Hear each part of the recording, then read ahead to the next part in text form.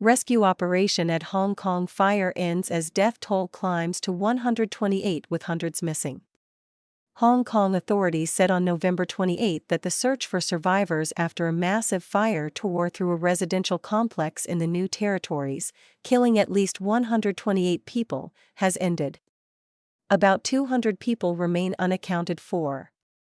Hong Kong Security Secretary Chris Tong told reporters that the blaze had been extinguished and that the rescue operation is over, adding that firefighters were now focused on lowering temperatures inside the structures. Our aim now is to make sure the temperature decreases in the building, and once everything is deemed safe, police will collect evidence and conduct further investigation, he said. Officials said at least 79 people were injured, among them 12 firefighters, one in serious condition. Hong Kong's Transport Department said that several road sections in the Tai Po district remained closed, including links to a major highway, as emergency teams assessed hazards and cleared debris.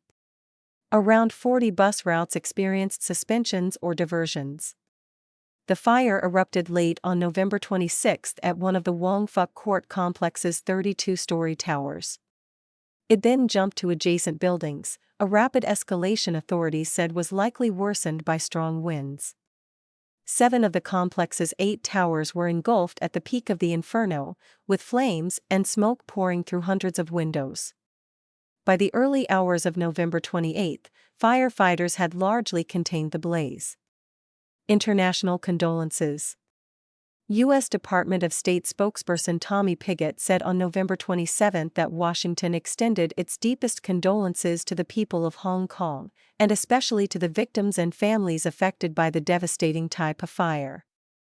He said the United States mourns the loss of life and honors the courage of emergency teams working tirelessly to respond to this tragedy. Japanese Prime Minister Takaichi Sanae said in a November 27 message that she was deeply saddened by the scale of the tragedy. I express my deepest condolences to those who lost their lives and offer my sincere sympathies to their families, she said. British Consul General Brian Davidson said in a November 27 post on X that our hearts go out to all those grieving loved ones lost in the Tai Po fire, and to those still waiting anxiously for news, adding that the UK stood in solidarity with Hong Kong during this harrowing time. France's Ministry for Europe and Foreign Affairs said it was deeply shocked by the tragedy and offered condolences to the families and friends of the victims. Russian and Turkish foreign ministry officials also expressed their condolences for the casualties. Russian Foreign Ministry spokesperson Maria Zakharova said in a post on X that Moscow expressed its deepest condolences for the numerous human casualties and wished the injured a swift recovery. Arrests. Police on November 27 arrested 2 directors and an engineering consultant from a construction company contracted to perform maintenance on the buildings. They were arrested on suspicion of manslaughter, according to police. We have reason to believe that the company's responsible parties were grossly negligent, which led to this accident and caused the fire to spread uncontrollably, resulting in major casualties, Police Superintendent Eileen Chung said. Authorities arrested 8 people, 7 men and 1 woman, the Independent Commission Against Corruption said in a November 28 statement.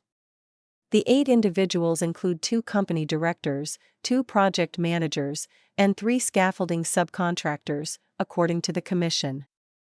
Wong Fuk Court, constructed in the 1980s and recently renovated, consists of 8 towers with nearly 2,000 units and an estimated population of 48,000.